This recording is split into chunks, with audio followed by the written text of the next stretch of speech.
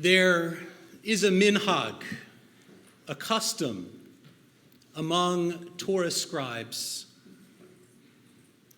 Before writing begins, the quill, the feather quill, and the ink must be tested by writing a specific word, a name, the name Amalek. This name is written and then it is immediately crossed out to fulfill the mitzvah, a commandment in Torah: you shall blot out the memory of Amalek from under heaven. The verse that precedes this commandment recalls an incident earlier in the Torah when Amalek ambushed the hungry and tired Israelites shortly after they had left Egypt, targeting the stragglers. In our tradition, Amalek has become the archetype of evil, of hatred, of destruction.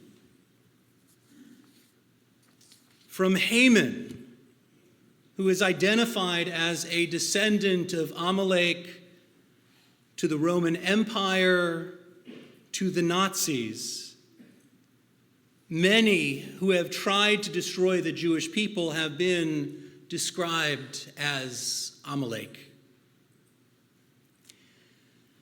The brutal and barbaric attacks on October 7th, targeting not soldiers but vulnerable families, elderly and young people, led many to see Hamas as the latest reincarnation of Amalek. When the Israel Defense Forces began their ground invasion of Gaza to bring captives home and destroy Hamas, the official Israeli government statement included words of Torah: remember what Amalek did to you. This reference to Amalek was misunderstood and misappropriated by many detractors and critics of Israel who misread it as a call for genocide. And sadly, this distortion was reinforced by a very small yet vocal segment of Israeli leaders driven by anger and hatred, who have invoked Amalek and attacked Palestinians in the context of vengeance. But the hatred of this very small group is a product of anger and even fear. When anger, vengeance, and hatred eclipse our goodness and consume us, then we become Amalek, and Amalek has won. To blot out Amalek is not a call to destroy our enemies, it is a call to blot out hatred itself. The phrase, remember what Amalek did to you, is inscribed on many Holocaust memorials around the world, including Yad Vashem in Israel, not as a summons to violence or vengeance, but as a reminder of God's presence even in times of peril. A reminder and a warning to guard against hatred. The Torah verse that is inscribed in the Hall of Remembrance at the United States Holocaust Memorial in Washington, D.C. reads, I call heaven and earth to witness this day. I have put before you life and death, blessing and curse. Choose life, that you and your offspring shall live. You may have noticed these words in our Torah reading this morning. Both of these texts are offering us messages of hope, reminders that we should choose life and not hatred, especially when we witness hatred and destruction. We have the choice to choose life and speak out, or to remain silent in response to hatred and injustice. On Rosh Hashanah morning, I shared how Abraham's silence damaged his relationships with his son Isaac, his beloved wife Sarah, and even God. Elie Wiesel taught us that silence is never neutral. Last night, I spoke about how anger can displace the good in us, responding to hatred and anti-Semitism with anger that consumes us or silence that distances us gives hatred more power. When we are silent, when we live in fear, when our anger eclipses our good, then Amalek, the embodiment of hatred, thrives. The verse recounting Amalek's infamy ends with 3 words, V'lo yareh Elohim. And as you may recall from Rosh Hashanah and earlier this morning, this word yareh can mean both fear and awe of God. V'lo yareh Elohim is usually read as a critique of Amalek, that Amalek attacked the Israelites because he did not fear God. But a few midrashim identify the Israelites as the subject of the verb. That the Israelites were vulnerable because they did not fear, or they were not in awe of God, because they had not yet learned fear or awe. The message is powerful. Fear and anger cannot protect us. Awe and love help us to transform our fear and anger into action. Only awe and love can keep us from becoming like Amalek. Blotting out the name of Amalek is actually a generative act and not hateful or destructive.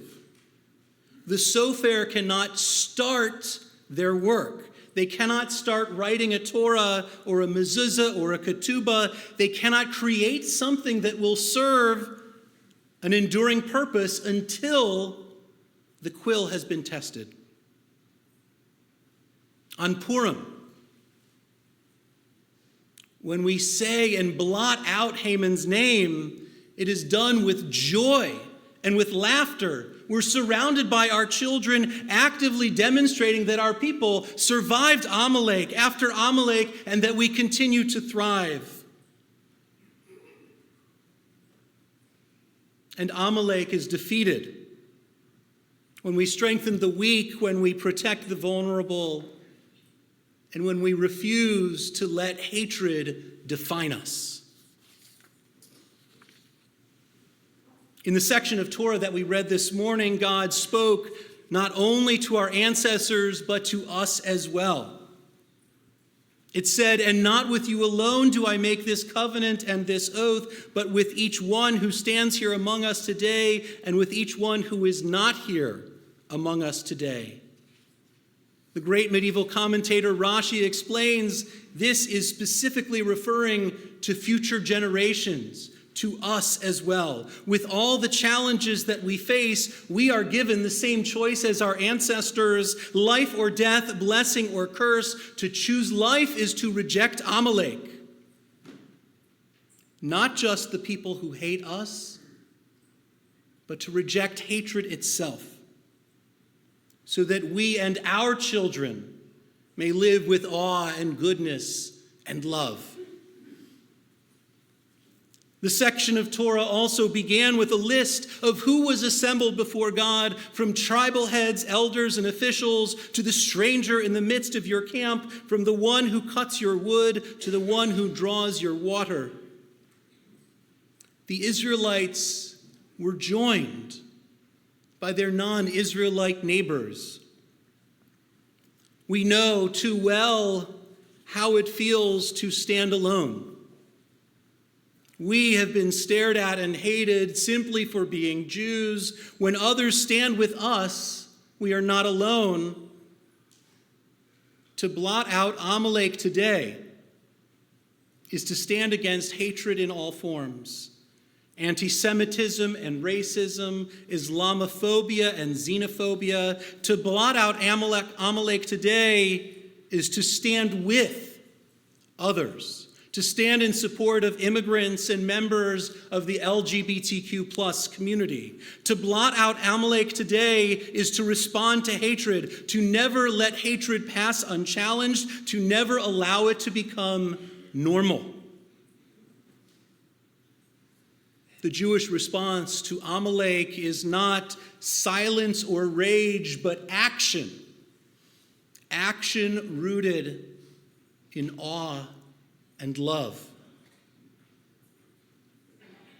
The Jewish response to Amalek is an awareness that every human being is created b'tselem Elohim, in the image of God. This is how we choose life.